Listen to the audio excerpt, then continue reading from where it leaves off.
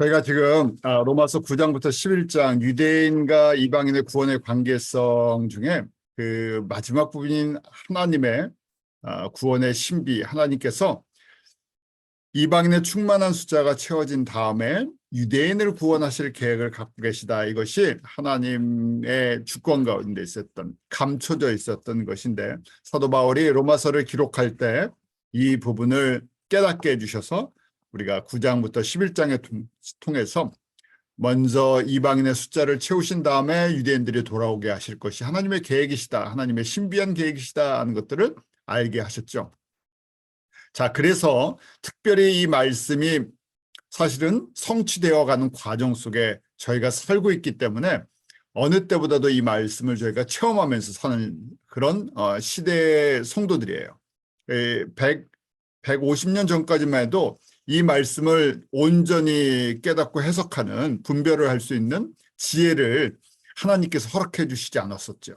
그런데 때가 되니까, 이제 유대인의 구원이 열릴 때가 되니까, 다른 얘기로 하면 이방인의 숫자가 어느 정도 채워졌다고, 충만한 숫자가 채워졌다고 보시니까 저희가 잘 아는 것처럼 신학을 그 대체주의 언약 신학에서 세대주의 신학의 관점을 보게 하시고, 또 이스라엘의 나라가 독립을 할 수 없는 상황 속에서 이제 독립을 할 수 있는 운동이 일어나면서 나라를 찾게 하시고, 그리고 유대인들이 그렇게 1900년 동안 영적인 눈이 감겨 있다가 그렇게 갑자기 그들이 소수지만 눈을 뜨면서 메시아닉 유태인이라는 그런 성도들이 나오게 하셨었죠. 자, 이것이 하나님의 주권 가운데 하나님께서 구원을 이루어 나가시는, 하나님의 나라를 회복하시는 과정이었다 하는 것이에요. 그래서 이 내용이 포함된 것이 저희가 예수님께서 마태복음 24장, 25장 감람산 설교를 통해 십자가 돌아가시는 그 고난주간 화요일 날 마지막 때, 특별히 예수님의 공중재림이 임할 때 무슨 징조가 있는지를 말씀하셨죠. 그래서 저희가 잘 아는 것처럼 그 많은 사람들이 그리스도라 해서 사람을 미혹해 하는 종교 다원주의라고 이제 저희가 보는 거죠. 저희가 사는 이 시대에 가장 큰 주류의 신학이 종교 다원주의로 흘러가는 것, 그리고 전쟁과 전쟁의 소문, 기근과 지진, 그리고 이 모든 것이 고난의 재난, 산고의 시작이고, 그러면서 복음을 전하는 사람들이 더 많은 핍박을 받고 세계는 점점 혼란해질 것이다 말씀하셨죠. 그래서 가장 중요한 것, 지난주에, 그런데 가장 확실한 증거는 무엇인가? 교회에게, 성도들에게 주신 사명은 무엇인가? 이 천국 복음이 모든 민족에게 증거되기 위해 전파될 것이다. 그래서 모든 민족, 판타타 에트네라고 우리가 헬라어로 그렇게 얘기하죠. 판타타 에트네, 모든 민족인데 유대인이 아니라 이방 민족 가운데 있는 하나님의 백성들이 복음을 들어야 한다는 거예요. 그래서 이건 개인 구원의 문제가 아니라 민족 단위로 복음을 들어야 된다 하는 것. 그것이 예수님의 재림과 연결이 되어 있다. 왜요? 이방인의 충만한 숫자를 채우기 때문에. 그런 의미에서 저희 이 미디어가 발달되는 과거 100년 동안 미디어의 발달, 100년이 아니라 최근 10년 동안의 미디어의 발달은 상상을 초월하죠. 저희가 이 10년 사이에 너무 많은 게 변했어요. 그만큼 이렇게 매스미디어를 통해 이렇게 세상이 빨리 변한다는 것을 여기 체험한다는 것, 다른 얘기로 보면 복음이 그만큼 이제 들을 수 있는 사람들은 거의 다 들었다는 얘기죠. 민족 단위로 볼 때 전에는 꼭 개인적으로 가서 직접 사람이 가서 전했어야 되는데 지금은 들을 수 있는 사람들은 모든 수단들을 통해서 다 들을 수 있는 시대가 됐어요. 그만큼 예수님의 공중 재림이 가까웠다는 것이죠. 자, 오늘은요, 이제 마지막 이 내용을 정리하면서 예수님의 재림과 그 다음에 이 이방인의 충만한 숫자가 채워지고 유대인들이 어떻게 구원을 받을 것인가, 이 마지막 부분이죠. 어떻게 하나님의 구원이 완성되는 것인가, 우리가 종말이라고 하고 또 예수님의 재림이라고 볼 수 있죠. 그 모습들을 한번 정리하려고 합니다. 특별히 데살로니가 전서에 보면 공중 재림하시는 예수님의 그 모습이 그려져 있어요. 그래서 공중제리 만든 그 그림이 순서가 있어요. 여러분들이 이 내용을 특별히 이 말씀을 보면서 잘 정리하시길 바라요. 아, 저희가 종말론을 할 때 이 부분들을 다뤘었고 요한계시록 할 때 다뤘었는데 다시 한번 또 한번 정리를 할게요. 데살로니가 4장 16절, 17절에 보면 주께서 호령과 천사장의 소리와 하나님의 나팔로 친히 하늘로 조차 강림하시리니 그리스도 안에서 죽은 자들이 먼저 일어나고라고 돼 있죠. 지금 요 표현이에요. 예수님이 하나님 이제 3층 천 하나님의 보좌에서 이제 내려오시는 장면인데 주께서 호령가라고 돼 있어요. 영어로 보면 더 훨씬 쉬운데 그 The Lord Himself will come down from heaven 하늘에서 이제 예수님 자신이 내려오시는데 with a loud command라고 돼 있죠. 커다란 명령 소리와 함께 예수님이 내려오신다는 거예요. 그러니까 예수님이 이런 거죠. 큰 소리로 내려가자 이런 거예요. 이게 군대같이 이제 내려오는 거예요. 큰 군대같이. 예수님이 이제 이 전체 재림하시는 재림의 심판의 왕이시잖아요. 그러니까 내려가자 하고 이제 보좌에서 딱 선포를 하시는 거예요. 그러니까 그 다음에 뭐라고 표현이 돼 있어요? 천사장의 소리와 천사장의 소리라고 돼 있죠. 거기 보면 또 with the voice of archangel이라고 돼 있잖아요. 그러니까 그 밑에 이제 저희가 이제 사령관이 딱 명령을 내리면 그 밑에 부사령관들이나 이제 참모들이 다 내려가자 하고 다음 밑에 그 군대들에게 명령을 하잖아요. 그래서 이제 천사장이 예수님의 명령을 받아서 또 얘기를 하는 거예요. 명령을 내리는 거예요. 그래서 이때 천사장은 뭐 가브리엘이 될 수도 있고 군대니까 미가엘 천사장일 가능성이 있겠죠. 미가엘 천사장이 나머지 천사들에게 명령을 내리는 거죠. 자, 명령이 떨어지니까 내려가자 하고 하면 이제 수많은 천사들이 명령을 받아서 내려가요. 요한계시록을 보면 보좌 앞에서 찬양하는 것도 이런 모습으로 되어 있죠. 그룹이나 수랍천사가 하면 그다음에 또 24장로들도 있고 그다음에 또 천사장들, 천사들 그다음에 이게 쫙 퍼져나가는 걸 보이게 돼요. 이것처럼 이렇게 예수님이 신이 움직이시면서 명령을 하셔서 그 명령을 받아서 천사장이 또 명령을 하고 그다음에 하나님의 나팔로라고 돼 있어요. 그 다음에 트럼펫, 커러브갓이라고 했죠. 하나님의 트럼펫이, 그러니까 천사들이 옆에서 딱 이제 빵빠레를 부르겠죠. 그 있잖아요. 옛날에 우리 옛날 영화 보면 뿔피리 같은 거. 그 구약에 보면 그 구약의 유대인들이 갖고 있는 그 혼이 있어요. 램 혼이 있죠. 그거 갖고 이제 소리를 쫙 부르는 거예요. 군대가 나갈 때, 왕이 나갈 때. 그래서 쫙 나팔 소리가 난다는 거죠. 자, 이렇게 하면서 쭉 이제 하늘 보좌에서 3층 천에서 이 공중으로 우리 눈에 보이는 대기권으로 쭉 내려온다는 거예요. 그럴 때 17절에 보면 16절에 그리스도 안에서 죽은 자들이 먼저 일어난다. 누가 그 그룹에 참여하느냐? 성도들인데 어떤 성도들? 죽었다가 지금 낙원에 있는 성도들. 그럼 낙원에 있는 성도들이 다 참여하냐? 그것이 아니라 세 번째 믿음의 성도들이죠. 신실하게 과거 2000년 동안 예수님을 섬겼다가 죽은 사람들. 팔복의 삶을 살았던 사람들, 성령의 9가지 열매를 맺은 사람들, 예수님의 신부의 조건에 맞는 사람들. 그런 사람들이 먼저 살아난다는 거예요. 살아난다 그러니까 혼과 영은 낙원에 있다가 이제 새 육을 입어서 지금 직접 눈에 보이는 이 공중에 같이 예수님이랑 같이 임한다는 얘기예요. 자, 그리고 나서 17절에 보면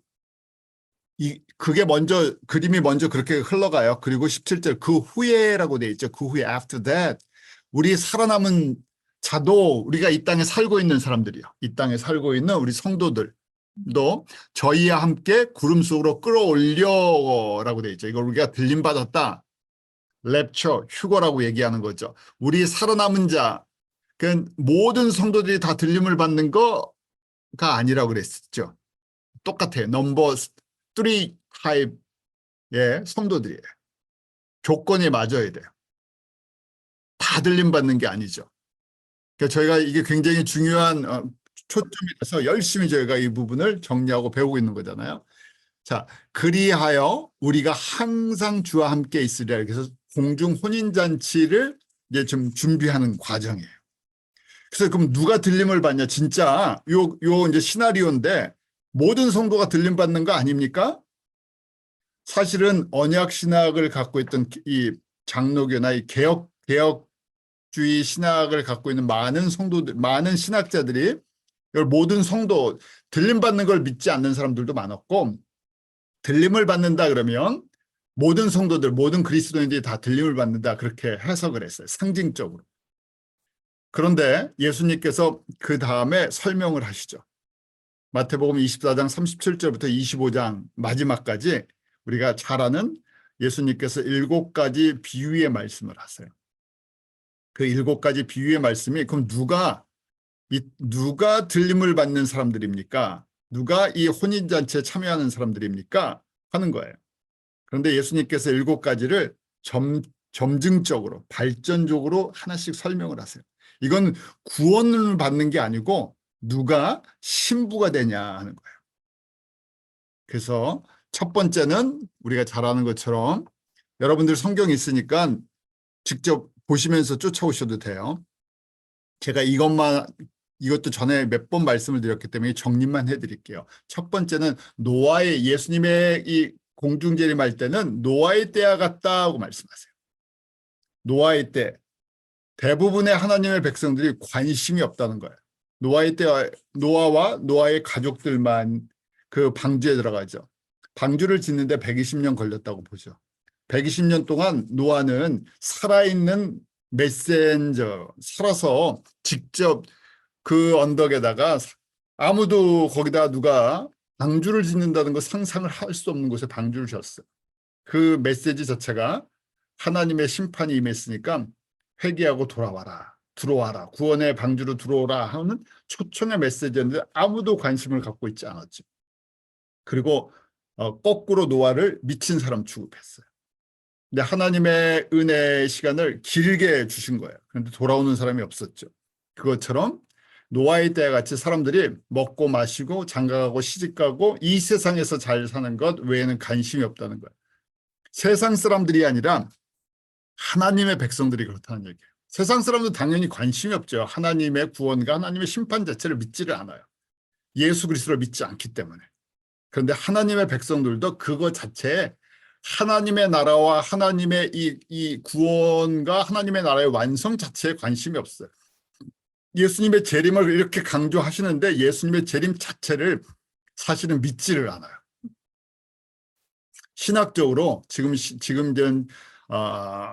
저희가 복음주의 안에서는 요새 대부분 뭐 장로교단도 그렇고 대부분이 이제 무천년설이랑 그 다음에 이제 자유주의 진영은 후천년설이죠. 후천년설을 간단하게 얘기하면 이 땅이 점점 좋아져서 이 땅이 천국이 된다는 얘기예요. 그러니까 더 나빠진다, 뭐 공중 혼인잔치 이런 거 자체가 아예 믿지를 않는 그 신학이 주류 신학이에요. 그래서 사람들이 어떻게 더 세상을 좋게 만드느냐, 하나님의 백성들, 교회들이 그걸 갖다가 그게 마지막 때라고 보는 거예요. 그래서 성도들과 교회가 노력을 해서 세상을 천국같이 만들자. 그런 의미에서 이 자유주의 계통의 신학을 갖고 있는 데선 선교는 하나님의 나라를 이 땅 가운데 세우는 거니까요. 그 인본적으로 더 좋게 만드는 일에 참여하는 게 선교예요. 그래서 구제하고 선교하고 범죄를 줄이고 더 적극적으로 하면 정치에도 관여를 하고 이래서 세상을 좀 더 밝은 사회를 만들자. 그게 재림과 종말이에요. 그러니까 마지막 때 징조를 예수님께서 말씀하시는 거죠. 노아의 때와 같다. 아무도 듣지 않는다는 거예요. 기독교 안에서. 그다음 두 번째 비유는 밭에 있는 두 사람 중 한 사람은 들림을 받고 한 사람은 남는다. 그 말씀하시죠. 이 밭에 농사를 짓는데 세상 농사가 아니죠. 다 하나님의 나라를 위해서 일을 한다는 거예요. 일을 하는데 구분이 있다는 거예요. 한 사람은 일을 하다가 다 같이 하나님의 일을 하는데 한 사람은 들림을 받고 한 사람은 남아요. 또 세 번째 비유는 그 맷돌을 간 곡식에 맷돌을 가는 두 여자가 있는데 한 사람은 들림을 받고 한 사람은 남는다고 표현되어 있어요. 같이 곡식을 갈아서 이제 빵을 만든다고 생각하세요. 빵을 만드는데 밥을 만드는데 한 사람은 똑같은 일을 하는 것처럼 보이는데 한 사람은 들림을 받고 한 여자는 남는다는 거예요. 그럼 그 기준이 뭐냐? 같은 영적인 농사를 짓는 것 같은데 한 사람은 들림을 받아요. 분명히 구별이 된다는 거예요. 똑같이 곡식을 갈아서 빵을 만드는데 한 여자는 들림을 받고 한 여자는 남아요. 그래서 네 번째 비유를 보면 그 차이를 알게 돼요. 네 번째는 충성되고 지혜로운 종이라면서 때를 따라 그 주인의 식구들에게 때를 따라 양식을 나눠주는 사람이다고 돼 있어요. 그러니까 밭에 농사를 하는 목적도 맷돌을 갈아서 빵을 만드는 것도 때를 따라서 하나님의 백성들에게 영적인 양식을 나눠줘야 돼요. 근데 그 영적인 양식이 내가 나눠주고 싶은 게 아니라 지금 무슨 메시지예요? 예수 그리스도의 이 온전한 복음, 영의 양식, 제대로 된 영의 양식을 나눠줘야 된다는 거예요. 그런데 무슨 얘기예요? 노아의 때와 같다? 영의 양식에 문제가 생겼다는 얘기예요. 진짜 나눠줘야 될 것. 그냥 이 말씀으로 보면 재림에 대한 종말에 대한 준비를 안 시킨다는 얘기예요. 잘못된 생각을 갖고 있다는 거죠. 그리고 또 그 앞에 저희가 이미 전조 증상을 보여주셨어요. 무슨 증상을 보였습니까? 종교다운지를 일으키게 하는 게 양식을 잘못 먹었기 때문에 그래요. 왜냐하면 예수님만이 그리스도인데 가짜 양식을 많이 나눠준다는 얘기죠. 그리스도를 못 보게, 예수님이 그리스도인 것을 못 보게 만든다는 얘기예요.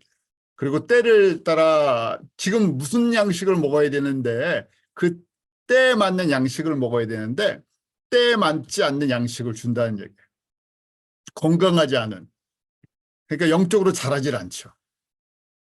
지금 그런 상태로 되는데 그래서 농사를 짓고 빵을 만드는데 때에 맞는 양식을 제대로 나눠주는 사람이 복이 있고 그 사람이 들림받는다는 거예요.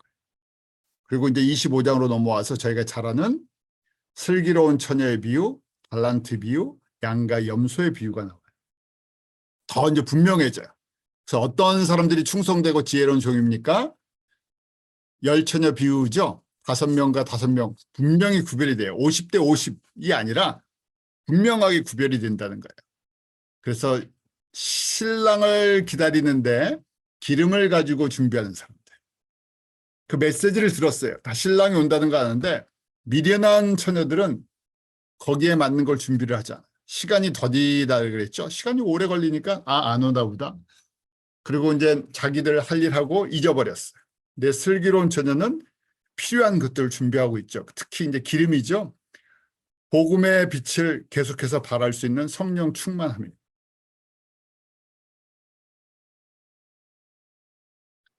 그 다음에 6번째로 달란트 비유죠. 자, 우리 5달란트, 2달란트, 1달란트 비유 말씀하세요. 달란트 하나는 금이기 때문에 양이 엄청난 양이라 그랬어요. 하나도 적은 게 아니에요. 우리에게 주셨는데 주인이 오랜만에 돌아와서 카운트를 하죠.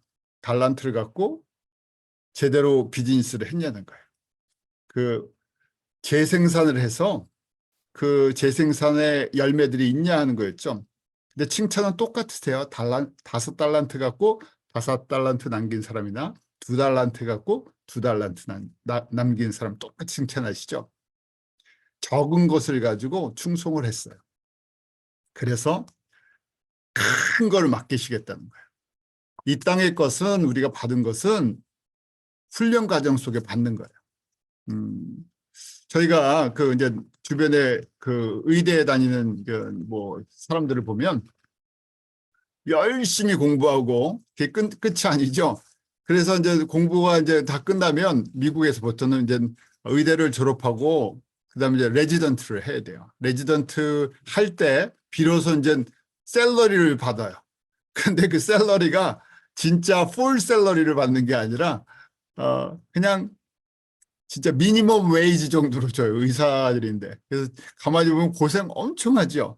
공부 그렇게 다 끝내고 대학 졸업하고 의대 대학원 가서 4년 아카데믹 코र्스 4년 정신없이 하고 학비도 비싼데 그리고 끝나고 직장 바로 병원으로 가는 게 아니라 이제 병원은 가는데 레지던트라고 해갖고 일은 엄청 시키고 딱 미니멈 생활비만 줘.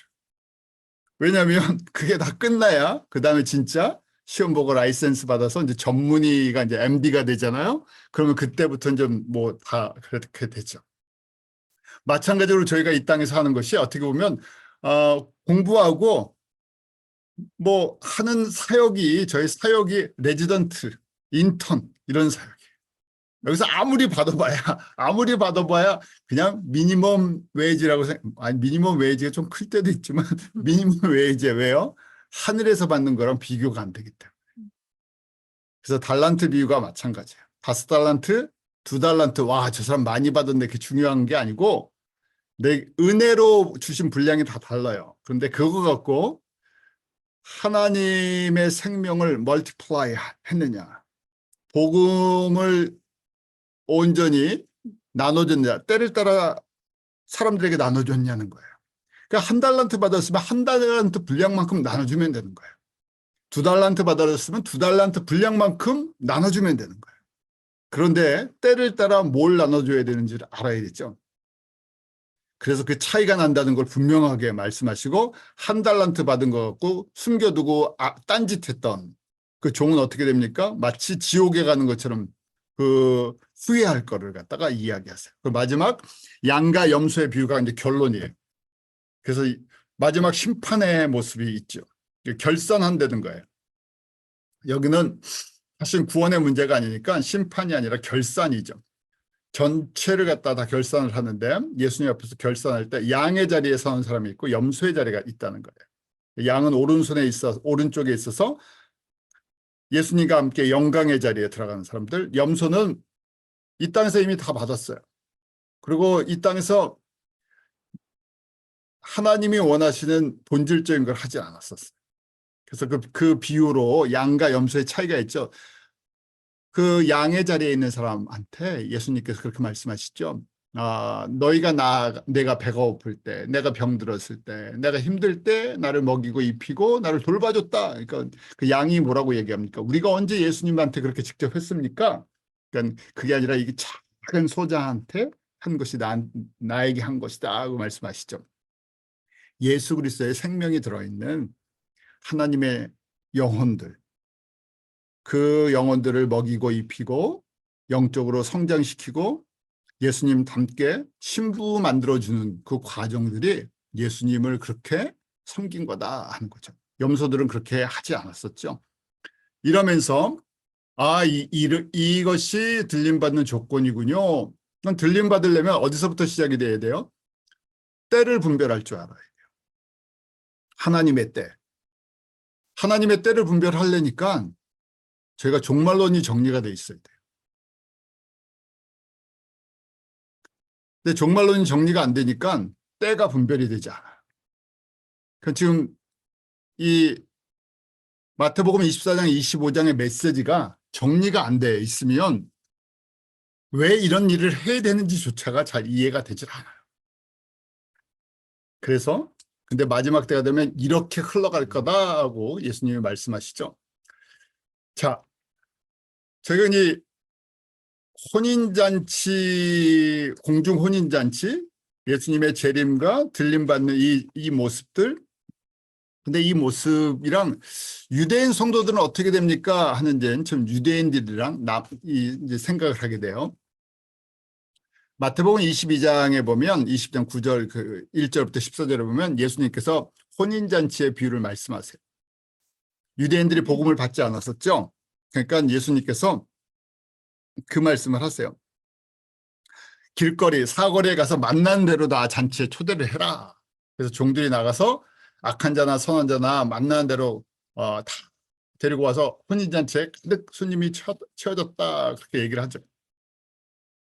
유대인들이 복음을 받지 않고 유대인들이 복음을 버리는 바람에 사방으로 사거리라는 건 이제 세상으로 이방으로 복음이 흘러갈 거예요. 그래서 선한 자나 악한 자나 우리가 이제 그런 얘기하죠. salvation이라고 너무 쉽게 예수 믿으면 구원받아요 그래갖고 이게 너무 우리가 복음을 너무 가볍게 만든 거 아니냐 하는 비판을 할 때가 있어요. 하여간 교회 사람들이 막 미어 터지게 들어왔어요. 그런데 혼인잔치에 이게 다 들어간 겁니까? 아니었죠. 예복을 입지 않으면 들어가지 못한다고 말했는데 중요한 거는 이때 유대인들은 여기에 참여하지 않았어요. 지금 이 혼인잔치에 들어오는 사람들은 악한 자나 선한 자나 하는데 조건이 있었죠. 사방 길거리에 유대인들이 마다들이 버렸기 때문에 둘째 아들 이방인들에게도 갔고 이방인 가운데서 허다한 사람들이 들어오려고 했는데 그런데 예복이 필요하다고 말씀하시는 거예요. 그래서 근본적으로 유대인들은 혼인잔치에 들어가지 않는구나 하는 걸 알게 돼요.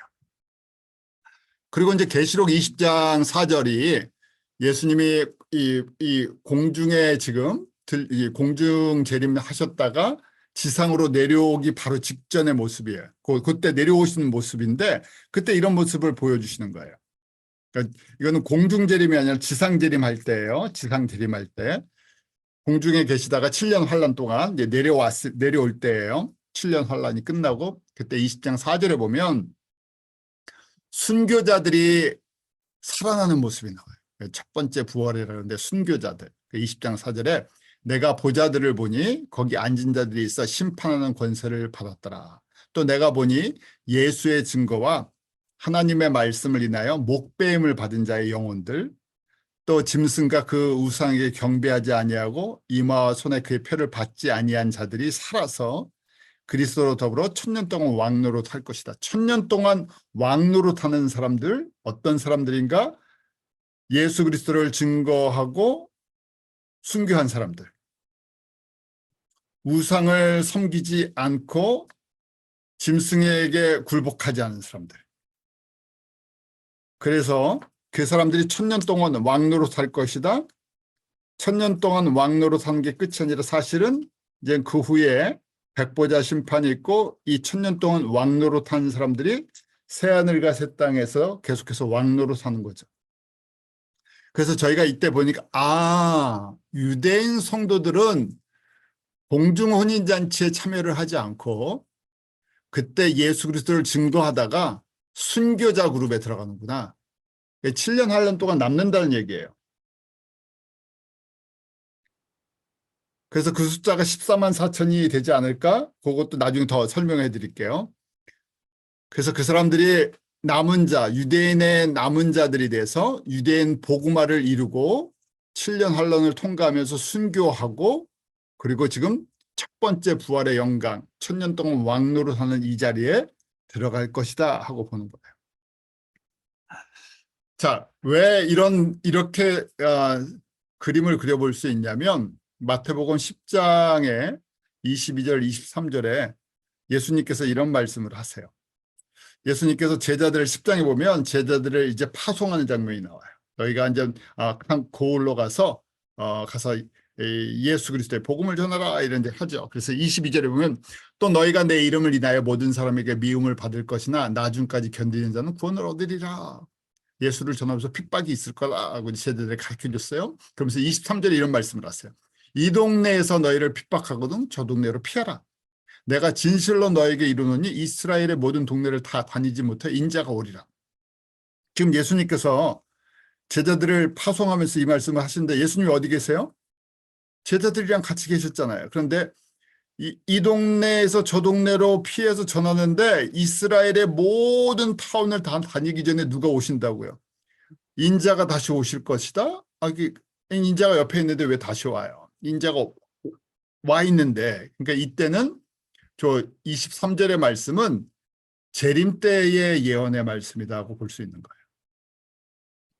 예수님이 오실 때가 되는데 이스라엘, 지금 저희가 얘기하는 이스라엘 땅에 모든 동네를 다 다니지 않았는데 예수님이 공중재림하신다는 그렇게 볼 수 있다는 얘기예요. 그러니까 모든 이스라엘 유대인들이 구원을 받아야 예수님이 공중재림을 하시는 것이 아니라 어느 정도 숫자가 조금 준비가 되면 오시겠다 하는 얘기죠. 그러면 저희가 또 그런 질문을 해요. 그럼 유대인들은 예수님 오시기 전에 유대인들 또 과거 1900년, 2000년 동안 유대인들 중에 예수님 믿지 않는 사람들 어떻게 됐습니까? 이 질문은 복잡한 질문이에요. 저희도 또 그런 질문 있잖아요. 저희는 거꾸로 항상 옛날부터 성경 공부엔 그런 질문 많이 들었는데, 아니, 우리나라 세종대왕은 구원 받았습니까? 그럼 뭐라고 얘기해야 되죠? 성서적으로는 구원받은 증거가 없죠. 왜요? 성서적으로 구원의 조건 뭡니까? 예수 그리스도를 믿어야 돼요. 예수 그리스도를. 그럼 이순신 장군은 그렇게 우리나라를 위해서 위대한 헌신적인 삶을 살았는데 구원을 받았습니까? 저희는 몰라요. 정답은 우리는 모른다는 거예요. 구원은 예수님과 그 사람의 관계예요. 그런데 저희가 알 수 있는 것은 예수 그리스도의 복음의 메시지를 듣고 그것을 듣고 회개하고 돌아서야 돼요. 그게 저희가 성서적인 이야기예요. 그러면 저희 성서적으로 돌아와서 아브라함은 구원을 받았습니까? 모세는 구원을 받았습니까? 구약의 믿음의 사람들은 구원을 받았습니까? 답을 하기가 어렵죠. 그래서 인용한 것이 부자와 거지 나사로의 예예요. 거기 보면 거지는 저희가 보통 이렇게 해석할 때 보통은 이렇게 해석하죠. 거지 나사로는 예수 믿는 사람, 부자는 예수 안 믿는 사람. 그래서 거지 나사로는 예수 믿고 이 땅에서 힘들게 살았지만 아브라함 품 천국으로 갔다. 예수 안 믿는 사람은 이 세상에서 떵떵거리고 잘 살았지만 음부 지옥 가고 고통받으면서 거긴 건너갈 수 없다. 자, 이게 일반적인 해석이에요. 근데 저희가 유대인들의 구원의 문제를 다룰 때 이걸 이렇게 보는 거예요. 거지 나사로는 예수님을 믿지 않는 유대인들. 그래서 아브라함 품은 같은 음부인데 좋은 음부가 있다고 보는 거예요. 유대인들이 가는. 그 다음에 부자는 아예 유대인이 아닌 이방, 예수님 모르는 사람들, 그들이 가는 음부가 있어서 그 사이도 분명히 방이 나눠져 있다는 거예요.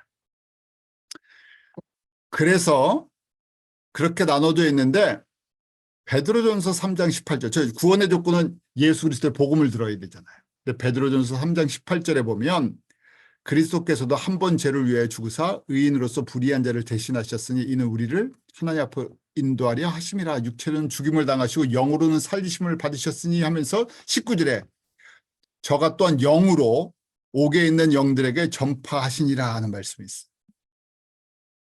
무슨 얘기냐면 그 영어로 보면 그렇게 돼 있죠. He went, 예수님이 내려갔다는 거예요.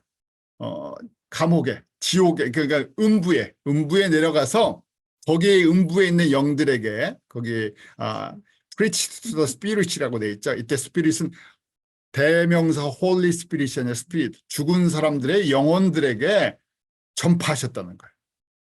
그 중에 그래서 살아난 사람도 있겠구나 하는 얘기예요. 자세한 내용은 없는데 지금 구약의 문제를 풀기 위해서 우리 이제 세대주의는 구약에는 율법 세대는 율법으로 구원을 받았다. 근데 그게 성서적인 내용이 아니죠. 예수 그리스도의 메시지를 예수 그리스도가 누구신가를 알고 믿어야 되잖아요. 그러니까 아브라함의 품에 있었던 예수님을 몰랐던 유대인들은 모아놨다가 예수님이 한꺼번에 가서 전도 집회하셔갖고 거기서 살릴 사람들을 다 살린 거 아니냐. 그래서 전지전능하신 예수님께서 구약의 인물들은 따로 그렇게 만나 주실 수도 있었겠다 하고 그림을 한번 그려보는 거예요. 왜냐하면 정확한 답이 없으니까. 그런데 왜 이런 이야기를 하냐면 우리가 잘 아는 것처럼 마태복음 17장에 예수님께서 베드로, 요한, 야고보 데리고 변화산에 가시잖아요. 그때 보면 모세랑 엘리야를 만나요. 그래서 이 낙원의 모습을 갖다 그들에게 보여줘요. 그러니까 무슨 얘기예요? 예수님이 누구를 만나서 이미 다 구원시켰다는 얘기예요. 모세랑 엘리야가 예수님을 만나서 구원받았다는 얘기예요. 그러니까 어느 시점인지는 저희는 정확하게 모르겠어요. 그렇지만 어느 시점인지는 모르지만 예수님께서 모세에게 내가 여호와이면서 내가 앞으로 너희들에게 생명을 베풀, 너희 이 죄를 사하고 생명을 베풀 바로 여호와 예수다 하는 것을 듣게 해서 그 자리에 서게 해주셨다는 거예요. 그림자만 본 게 아니라 실체도 봤다는 얘기죠. 엘리야도 그렇고. 그러니까 그 자리에 있었죠. 근데 저희는 그 시기와 그때는 저희가 알 수가 없었지만 결국 그 자리에 같이 만나게 하는 그 모습을 미리 보여주셨어요. 왜냐하면 예수님은 저에게는 시간과 공간의 제한을 받으니까 이 시간이 흘러가요. 구약, 그다음 신약, 구약이 끝나면서 예수님이 오시고 이런 시간의 절차가 있는데 예수님의 입장에서는 시간이라는 것이 의미가 없죠. 시간의 주인이시니까. 그러니까 하실 수 있다는 거예요. 이렇게. 이것도 하나의 예로 보여주셨어요. 자, 마찬가지로 그러니까 저희가 한국 같은 경우에는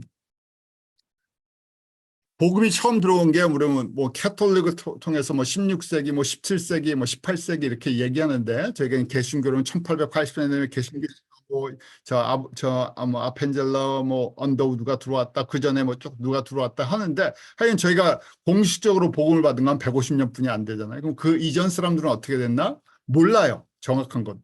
구원의 조건은 예수 그리스도의 복음의 메시지를 들어야 돼요. 근데 전해준 사람이 없어요. 그렇지만 예수님의 주권 가운데 만약에 내가 그 사람을 만나서 구원을 시켜야 되겠다 개인적으로 그러면 만나실 수는 있으세요. 그러니까 저희가 그거에 대한 공식적인 답은 성서적인 답변이 드릴 게 없어요. 그렇지만 가능성이 아예 없다? 그거는 얘기를 못해요. 왜냐하면 특별한 은혜 가운데 할 수도 있으니까요.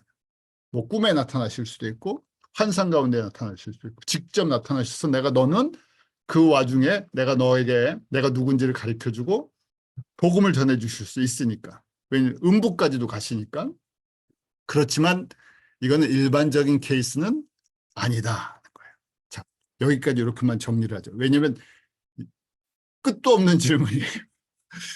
왜냐하면 예수님이 구원의 주인이시기 때문에 하실 수는 있어요.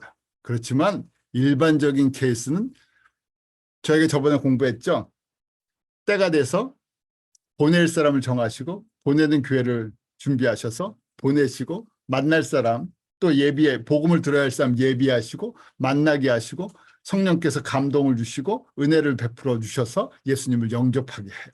이게 일반적인 원칙이에요.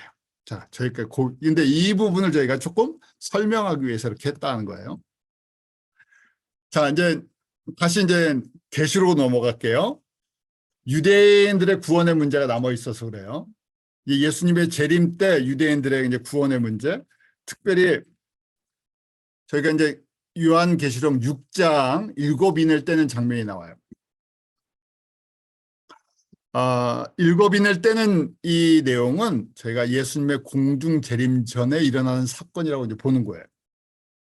그러니까 이거랑 7인은 뭐랑 연결되어 있냐면 마태복음 24장에 산고, 재난의 시작이라는 그 산고랑 연결이 되어 있다고 봐요. 그래서 7인 떼고 7나팔, 7대접 이렇게 되죠. 그래서 7인을 뗄 때 공중재림 랩처가 일어난다고 이제 보는 거예요. 자, 그 내용은 여러분들이 잘 아시는 것처럼 예수님이 어린 양이 7인을 뗄 때 첫 번째 나타나는 게 흰말이 나타나서 그 탄자가 면류관을 받고 나가서 이겼다 하고 이걸 갖다가 어떤 분들은 이걸 갖다가 이건 좋은 일이야. 왜냐하면 흰발 탄자가 이긴다 그러니까 예수님을 상징해 이렇게 얘기할 수 있는데 7가지 이는 재난과 연결이 돼 있어요. 한 가지도 좋은 게 없어요. 재난이 점점 고난이 심해지는 거, 환란이 심해지는 건데 이 환란은 대환란전 환란이다 하는 거예요. 아직 14만 4천이 채워지기 전, 바로 직전이다. 그래서 첫 번째 인이 꼭 예수님 같다는 거예요. 예수님 같이 그 영광과 그 권세가 있어서 나가서 이긴다는 거예요. 그래서 종교다원주의랑 같은 내용이라고 보는 거예요. 가짜인데 진짜처럼 보여서 많은 사람들이 미혹을 받아서 넘어간다는 거예요.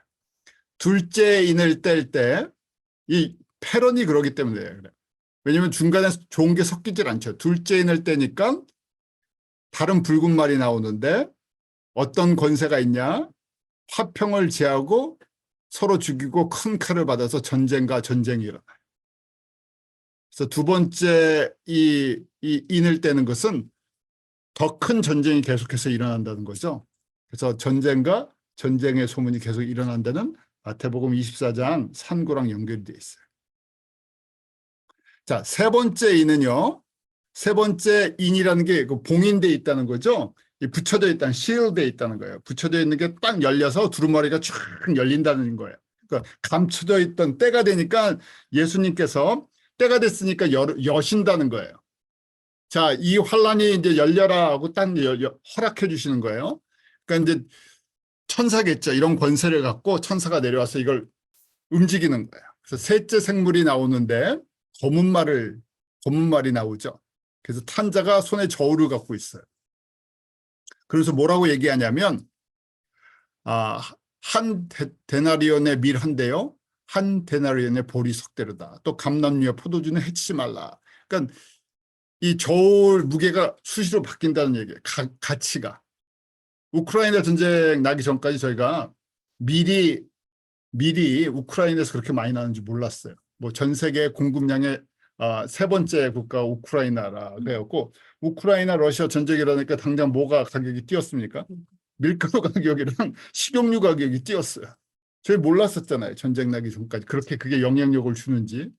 그것처럼 이게 앞에 전쟁이 이게 단순한 기근이 아니라 이게 사람들이 만들어내는 거예요. 전쟁 때문에 일반 기군도 있어요. 근데 전쟁 때문에 생기는 이 공급과 수요의 이 체인이 공급망이 깨져버리니까 가격이 널뛰어버리죠.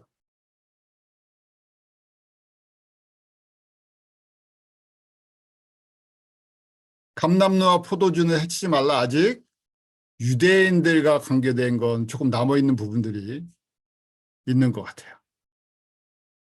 자, 네 번째예요. 네 번째 또 생물이 이제 네 번째 말이 나오죠. 청황색말이라고 돼 있어요. 한국말에는 거기 보면 페일홀스죠. 영어로 보면 그 우리 죽은 그 시체의 색깔 창백하다. 핏기가 없다. 그래서 탄자의 이름이 뭐라고 돼 있습니까? Rider was named Death. 죽음이라는 거예요. 그러면서 뭐가 어떤 권세가 음부가 그 뒤를 따라 죽음의 권세가 쫙 오는 거예요. 그래서 땅 4분의 1을 갖다가 죽음으로 몰아갈 수가 있대요. 땅 4분의 1을. 근데 뭘로 죽이느냐? 검, 흉년, 사망, 땅의 짐승이라고 돼 있죠. 우리 검이라고 했으니까 그건 전쟁이겠죠. 그 다음에 페민, 흉년이니까 일반적인 흉년도 있고 자연적인 흉년도 있고 전쟁에 의한 흉년도 있어요. 사망이라고 번역이 되어 있는데 플레이그, 전염병이라는 얘기예요. 이게 저희가 이제 코로나를 한번 겪고 나니까 전에 조류독감 이런 거랑 비교가 안 되죠. 세상이 완전히 바뀔 수가 있겠구나 하는 걸 갖다 한번 코로나 때 한번 코비드 19 때문에 확실하게 경험했어요. 죽는 사람의 숫자도 그렇게 많이 죽을 수 있을까 할 정도로 뭐 전쟁으로 죽는 건 비교도 안 되죠. 그렇게 많이 죽을 수 있을까 할 정도로 많이 죽었어요. 그다음에 땅의 짐승들이라고 돼 있죠. Wild Beast of the Earth라고 돼 있는데 저희가 땅의 짐승이 이게 무슨 이 맹수들이 아니라 맹수들의 사람이 얼마나 죽겠어요. 맹수들이 아니라 이 맹주들 그 사단의 앞잡이가 되어 있는 독재자들 정치 지도자들 때문에 수많은 사람들이 죽을 수 있어요. 근데 시대가 점점 그렇게 가죠. 왜냐면 저희가 살고 있는 시대니까 그래요. 그럼 저희가 무슨 시대에 살고 있습니까? 저희는 일곱인이 열려있는 시대에 살고 있어요. 일곱인도 이 순서적으로 열려있는데 점점 더 확대되겠죠. 저희가 이걸 지금 겪고 있으니까 이 와일드 비스트는 나중에 또 우리 계시록 후반부에 보면 이게 사단의 앞잡이들, 적그리스도 뭐 이렇게 저희가 두 짐승의 이 끈앞풀들이니까 하나님을 두려워하지 않는 세상의 독재자들, 그 사람들이 자신들의 욕심을 위해서 사람들을 죽이도록 이끌고 있죠. 다섯 번째는요. 다섯 번째 인을 뗄 때 보니까 이 두루마리가 딱 열리니까 하나님의 말씀과 그들이 가진 증거로 말미암아 죽임을 당한 영혼들이 그 제단 아래에 있어 큰 소리로 불러 이르되 거룩하고 참되신 대주제여 예수님, 땅에 거하는 자들 심판하여 우리 피를 갚아주지 아니하시기를 어느 때까지 하십니까? 언제까지 우리가 더 견뎌야 됩니까? 이렇게 많은 사람들이 순교를 당하고 복음을 전하다가 이렇게 핍박을 당하는데 언제까지 우리가 더 참아야 됩니까? 그런다는 거예요. 예수님 보좌 앞에서. 그러니까 뭐라고 예수님이 말씀하세요? 흰 두루마리를 주시고 아직 좀 쉬라 하면서 동무종들과 형제들도 자기처럼 죽임을 당하여 그 수가 차기까지 하라. 무슨 얘기입니까? 순교자의 숫자가 채워져야 된다는 거예요. 정해진 순교자의 숫자가 있다는 얘기예요. 그 숫자가 채워질 때까지. 다른 얘기로 하면 더 어려워진다는 얘기예요. 복음을 전하는 사람이 더 핍박을 받아야 된다는. 그런데 부정적인 것이 아니라 그 사람들에게 영광이고 그 사람들을 한 특수훈련 과정 교육이 아직 남아있어서 시간이 더 필요하다는 거예요. 결국 순교자들의 숫자가 더 채워져야 된다 하는 것이 다섯 번째예요. 여섯 번째는 여섯 번째 이 봉인을 떼니까 큰 지진이 나며 해가 검은 털로 짠 상복같이 검어지고 달은 온통 피같이 되며 별들이 무화과 나무가 대풍에 흔들려 설익은 열매가 떨어진 거에 땅에 떨어진다.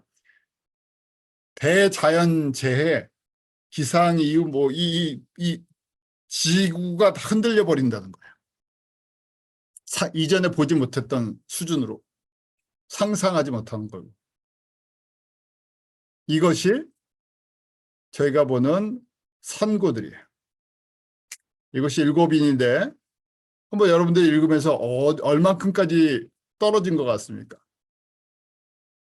거의 뭐 일곱인이 다 열렸다고 보죠.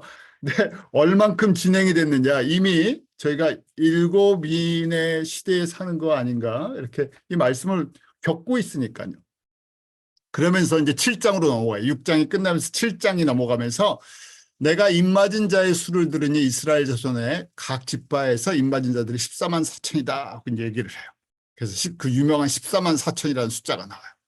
거기 보면 문자적으로 보면 이스라엘 자손의 각 지파 12지파에서 12,000명씩 그래서 14만 4천 이렇게 나와요.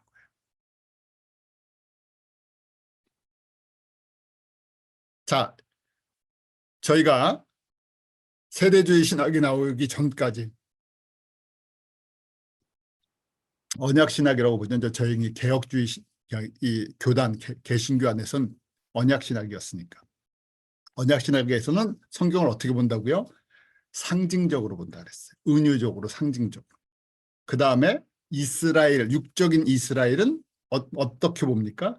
육적인 이스라엘은 용도 폐기 처분됐다. 그러니까 이스라엘이라고 나오면 그걸 어디다 적용을 했어요? 교회로 적용을 했어요. 이해하시겠죠? 왜냐 구약의 이스라엘은 용도 폐기됐어요. 신약으로 들어와서. 저주를 받았어요.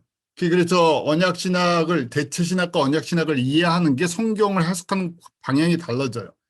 그렇기 때문에 이스라엘이라고 나오면 뭐라고 해석을 합니까? 이것은 교회를 상징하는 것이다. 더 이상 육적인 이스라엘은 아무 의미가 없다. 그러니까 이스라엘 자손 14만 4천 하니까 뭐라고 얘기해요? 교회에 구원받은 사람들, 교회의 성도들. 그 다음에 14만 4천, 우리 성도가 14만 4천 뿐이 안 됩니까? 너무 많죠? 그러니까 이거는 이거는 각 지파를 대표하는, 왜냐면 12지파니까 저희가 신약의 교회들을 상징하는 거다. 12사도들. 그렇게 해석이 되죠. 그러니까 12사도 밑에서 복음을 받은 모든 세상 교회들. 그래서 14만 4천은 상징적인 구원받은 하나님의 백성들이다. 이렇게 보는 거예요. 그래서 14만 4천을 갖다 문자적으로 보면 이단성이 있다고 이렇게 자꾸만 해서 이렇게 오해를 하는 거예요.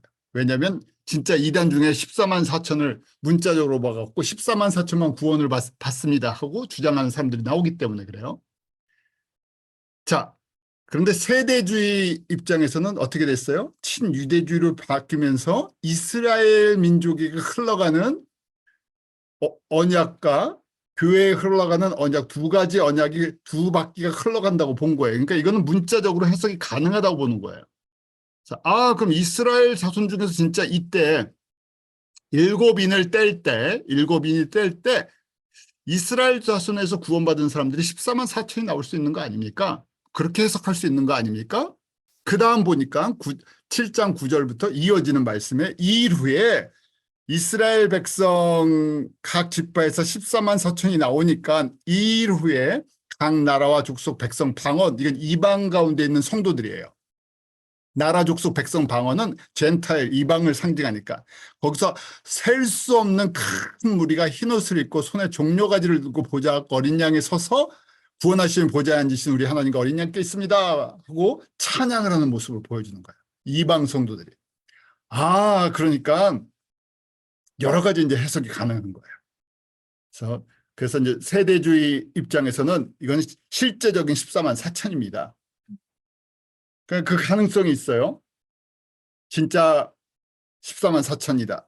왜냐하면 저희가 왜 가능성이 있냐면 지금 현재 유대인이 전 세계 한 1,400만 정도 돼요. 미국에 600만이 살고 우리 이스라엘 땅에 한 600만이 살고 그다음에 나머지 유럽, 러시아, 그다음에 남미 이런 쪽에 흩어져 있는 사람들이 한 200만이 돼요.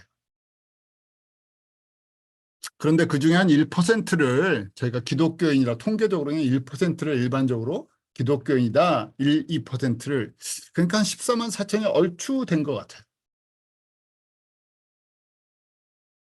메시아적 유태인 숫자가 그만큼 나오니까 저희가 한번 생각해 볼 수 있는 거예요. 문자적으로도. 그리고 나서 그 숫자가 채워지고 이제 지금 7인을 떼고 나서 보니까 이 보좌의 영광을 보는데 보좌에 둘러선 모습을 보는 거예요. 들림받은 성도들이 흰옷을 입고 들림받은 이 이방 성도 중에서 들림받은 성도들이 예수님의 보좌 앞에서 찬양하는 모습처럼 보이는 거예요. 자, 이렇게 생각을 한번 보시고요. 그 다음에 이어지는 말씀이 계시록 7장 13절에 장로 중에 한 장로가 요한에게 묻는 거죠. 이 흰옷 입은 사람들이 누구냐? 그리고 어디서 왔냐? 묻는 게 아니라 이걸 대답해 주고 싶어서 거꾸로 질문하는 거예요. 그러니까 요한이 내가 어떻게 알겠습니까? 당신이 알죠. 그러니까 장로가 얘기를 해주죠. 이 사람들이 누군지 아냐? 큰 환란에서 나오는 자들인데 어린 양의 피에 그 옷을 씻어 희게 하였느니라고 돼 있어요. 어린 양의 피에 씻어 흰 옷 입은 사람들이에요. 신부들이라는 거예요. 들림받은 그러니까 지금 우리가 7장 요 모습은 7년 환란이 시작할 때는 그 포인트. 7년 환란이 막 시작될 때 들림받은 성도들. 데살로니가전서 4장 16절 17절에 나오는 그 사람들이구나 하고 한번 생각을 해보는 거예요. 그 후에 이제 7년 환란의 모습이 요 7장이 끝나고 8장부터 18장까지가 7년 환란의 모습으로 보는 거예요. 그래서 7년 환란이 끝나고 이제 보좌가 지상으로 내려오는 공중에 임했던 예수님의 그 보좌가 지상에 내려오는 지상 재림의 모습을 보이는데 그게 혼인잔치의 모습으로 보이는 거예요. 신부와 신랑이 만나서 잔치를 벌리는. 그래서 19장에 보면 어린 양의 즐거워하고 기뻐하라. 어린 양의 혼인 기약이 이르렀고 아내가 준비되었다. 이제 끝났다는 거예요. 아내의 준비가 끝났다는 얘기예요. 그럼 7년 환란까지를 뭐라면 아내들을 갖다 준비시키는 기간이었다는 얘기예요. 좁게 보면. 그래서 아내들의 그 예복을 얘기해 주죠. 예복을 입어야 혼인잔치에 들어가는데 그 예복이 뭐나? 빛나고 깨끗한 세마포다. 깨끗한 것은 예수님의 어린 양의 피로 씻김을 받은 거고, 빛난다는 것은 옳은 행실을 했다. 저희가 알죠? 다니엘서 12장 많은 사람을 그리스도께로 인도하는 사람들이에요. 조금 더 구체적으로 설명하면 마태복음 24장에 충성되고 지혜로운 종, 때를 따라 양식을 먹이던 사람들이에요. 때에 맞는 예수 그리스도의 양식을 먹이는 사람. 그래서 그 사람들이 지금 신부로서 이제 예복을 입고 잔치에 들어가는 거예요. 그래서 19장이 이제 잔치의 모습이에요. 그때 우리가 잘 아는 것처럼 이 예수님께서 이런 모습으로 보여주시죠. 19장 11절에 보면 백마탄자 이름은 충신과 진실. 그래서 그 계시록 6장에 흰 말이 나오고 그 말탄자가 나가서 이긴다는 것 때문에 오해를 일으키는 메시지예요. 19장은 지금 신랑 되신 예수님께서 이렇게 강림하시는 모습을 보여주는데 흰 말을 타고 충신과 진실의 이름으로 오세요. 그래서 요한계시록 6장은 짝퉁이라는 얘기예요. 가짜인데 진짜처럼 보인다는 거예요. 그 이름이 19장 13절 그 이름은 하나님의 말씀이다 하고 되어 있죠. 그 백마를 타고 지상 강림하시는 그 신랑의 이름이 뭐냐면 Words of God 대문자로 딱 써 있죠. 하나님의 살아있는 말씀. 예수 그리스도. 자, 그래서 이제 정리를 해드릴게요. 유대인 구원 문제 때문에 그랬어요. 14만 4천에 대한 해석. 반유대주의 대체신학 언약신학에서는 14만 4천을 은유적으로 본다 그랬잖아요. 그래서 교회에게 적용됐어요. 왜냐하면 언약은 교회로 흘러갔으니까 모든 기독교인이다, 모든 교회다, 그런 사람이 다 들림받는다, 그렇게 봤던 거예요. 근데 세대주의 사람들이 나와서 아니다, 문자적으로 해석이 가능하다. 왜 실제적으로 구원받는 사람들이 나오기 시작했어요. 그러면 14만 4천이 지금 그러면 됐습니까? 이제 숫자 갖고 따지는 거예요. 지금 유대인 성도의 숫자가 그럼 정확하게 얼마입니까? 근데 이게 문제가 있어요. 그럴 때 문제가 있어요. 제가 말씀드렸죠. 전체 유대인 인구가 1,400만이다 그랬는데 무슨 문제가 있냐면 진짜 누가 유대인인 줄 몰라요. 그게 무슨 말입니까? 했더니 성서적 기준이랑 사회적 기준이 다르게 돼 있어요. 성서적으로는 유대인은 부계의 사회예요. 아버지를 따라가요. 그래서 우리가 잘 아는 것처럼 우리 그 유다 지파, 유다도 대를 어떻게 이었습니까? 유다의 며느리 다말을 통해서 대가 이어졌죠. 다말은 이방 여자예요. 또 우리 보아스와 룻도 마찬가지죠. 보아스, 룻이 모압 여자죠. 또 우리 다윗이 자녀들을 낳는데 이방 여자가 그 중간에 꼈었어요. 그처럼 이게 부계 사회였어요. 성서적으로 아버지가 유대인이면 유대인이에요. 그런데 이게 사회로 오면서 바뀌어 버렸어요. 원래는 정확하게 하면 할머니가 유대인이면 유대인이에요. 그래서 모계 사회라는 얘기예요. 어머니 라인을 따라 흘러가요. 완전히 다르죠, 성서랑. 그래서 어머니 라인으로 흘러가게 돼 있어요. 지금 유대인 공동체는. 그다음에 이방인인데 내가 유대교로 개종을 해. 그럼 유대인이 돼요. 그리고 이방인 가정에 입양된 유대인도 유대인이에요. 그러니까 성서적인 유대인을 저희가 알 수가 없어요. 이미 섞여버린 거예요. 그 다음에 지역적으로도 저희가 크게 두 파로 나눠져요. 세파라딤, 저희가 이 미국에 사니까 세파라딤 아슈케나즘이라는 얘기를 듣게 돼요. 아슈케나즘은 쉽게 말해서 유럽계 유대인들이에요. 독일, 프랑스, 동유럽 쪽에 사는 사람. 이 사람들이 80%예요. 그 다음에 세파르딤이라는 것은 스페인에 살던 사람들이 이제 이 중동과 아프리카를 흘러가면서 퍼졌다고 하는데 그 사람들이 한 15% 이렇게 돼요. 그리고 북아프리카 사는 사람들을 미즈라힘이라고 또 얘기를 하는데 그냥 섞어서 크게 세파르딤 이렇게 얘기를 해요. 이게 다 섞여버렸다는 얘기예요. 그래서 결론은 이거예요. 성서적인 정확한 유대인을 구별하기 힘들다.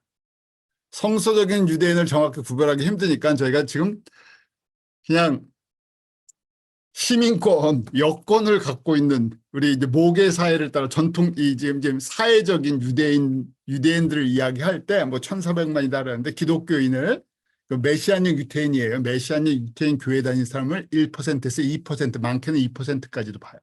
그러면 30만, 적게는 14만, 10만 넘어요. 무슨 얘기입니까? 정확한 숫자는 몰라요. 왜 이렇게 하셨나? 하나님께서 저희가 갖고 있는 약점들을 알고 있어요. 저희는 사소한 것 같고 그걸 밝혀내서 그걸 막 따지고 그렇게 하는 거 좋아해요. 본질은 뭡니까? 본질은요. 이방인의 충만한 숫자가 채워지면 유대인들이 돌아올 거라는 얘기예요. 그때가 무슨 때라고요? 예수님의 재림이 가까운 시대에. 그래서 지금 7가지 비유를 말씀하셨죠. 저희가 해야 할 일은 뭡니까? 때를 따라 지금 이 때에 맞는 양식을 잘 나눠주는 농사일을 하나님의 일을 해도 이 생명의 떡을 잘 나눠준 이런 일에 임발부해서 지혜로 신부의 역할을 해라 하는 거예요. 그래서 의도적으로 이걸 섞어버리신 것 같아요. 정확하게 보이지 않게. 제가 14만 4천 명이 됐는지 안 됐는지 정확하게 알 수가 없어요. 비슷한 윤곽은 갖고 있어요. 왜 유대인들이 돌아오는 숫자 적게는 10만에서 많게는 50만까지도 볼 수 있으니까 유대인 교회에 속해 있는 성도들을 근데 그 사람들이 진짜 다 유대인인지 아닌지는 성서적인 유대인인지 아닌지는 알 수는 없어요. 그렇지만 그 대략적인 그림은 저희가 볼 수 있죠. 그래서 하나님께서 이렇게 보여주고 계세요. 그래서 11장 마지막 결론으로 깊도다 하나님의 지혜와 지식에 부여하며 그의 판단은 측량치 못할 것이며 그의 길은 찾지 못할 것입니다. 저희가 이사야 40장의 말씀을 바울이 인용하면서 누가 주의 마음을 알았느냐? 그의 모사가 되었느냐. 예수님께서 열어주시지 않으면 우리는 알 수가 없어요. 그런데 저희는 어떤 의미에서 보면 맥시멈 성서의 진리가 열려있는 시대에 살고 있어요. 그걸 눈으로 보고 100년 전 사람만 해도 이런 내용을 이해할 수가 없었어요. 아무리 가르쳐줘도 보이지가 않으니까. 특별히 저희가 북미에 살면서 눈으로 이걸 목격하고 사는데 그런데도 불구하고 엉뚱한 일을 한다고 생각을 한번 해보세요. 다 보이는데. 주님께서 이 메시지와 이 환경을 보게 하시면서 살게 하시는 것, 깨닫게 하시는 것이 특별한 은혜가 있는 것이고 또 저희들에게 기대하시는 것이 있다는 거죠. 그래서 마지막 결론이 11장 36절 이는 만물이 주에게서 나오고 주로 말미암고 주에게도 돌아갑니다. 창조 목적을 완성하시는 거예요.